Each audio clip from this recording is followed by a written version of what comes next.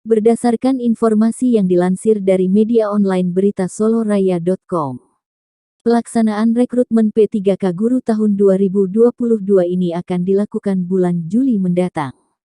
Hal itu berkaitan dengan pelaksanaan seleksi P3K Guru, dan data-data yang harus dipastikan valid sebelum masuk ke tahap seleksi.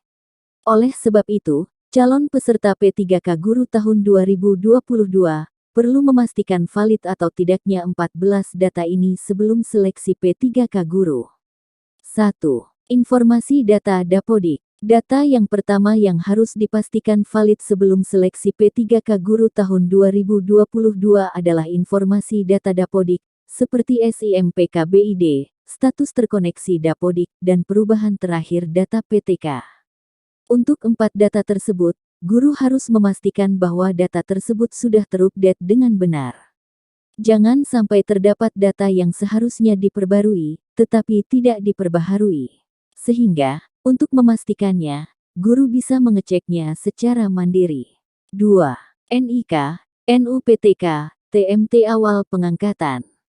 Data selanjutnya yang perlu dipastikan valid yakni sinkron terakhir ke Dapodik Pusat, NIK, NUPTK, dan TMT awal pengangkatan.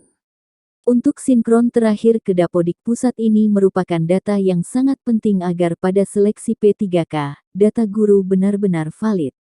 Pada data tersebut, guru harus memastikan kalau data itu benar-benar terupdate di tahun 2022 ini, yang menandakan bahwa pihak operator sudah melakukan sinkronisasi Dapodik. Jangan sampai data Dapodik yang masuk ke SSCASN diperhitungkan masa kerja nantinya, terdapat masalah.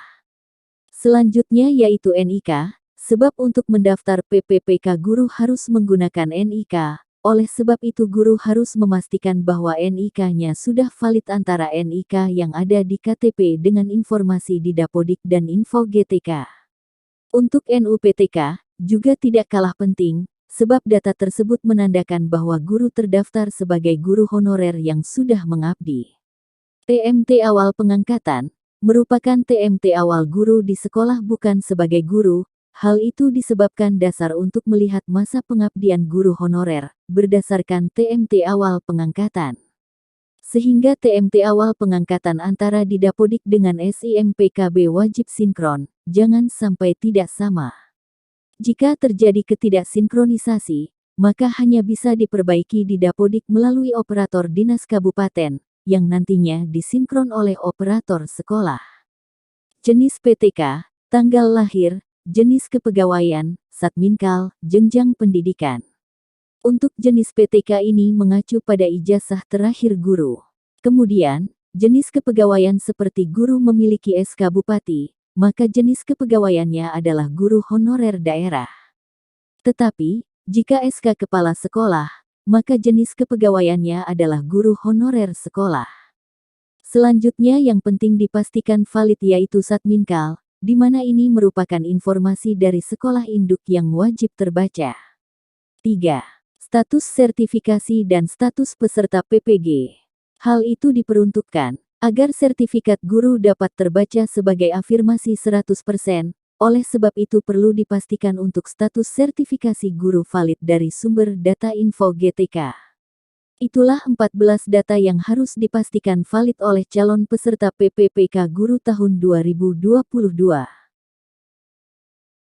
Untuk informasi lebih lengkapnya mengenai rekrutmen CPNS dan P3K tahun 2022, sudah sering saya bahas di video sebelumnya.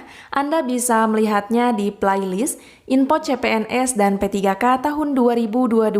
Di sana juga terdapat kumpulan soal P3K tahun 2022 berdasarkan kisi-kisi terbaru dari Kemenpan RB.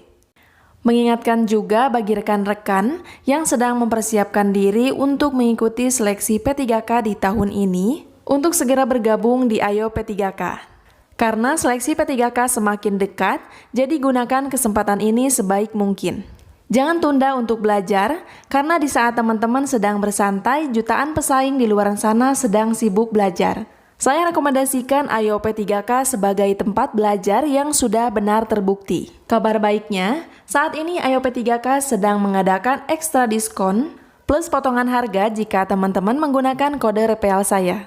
Untuk link pendaftarannya sudah saya simpan di tab komunitas. Teman-teman bisa mengkliknya di sini. Jangan lupa masukkan kode ENRI96F untuk mendapatkan potongan harga. Terima kasih, semoga bermanfaat. Wassalamualaikum warahmatullahi wabarakatuh.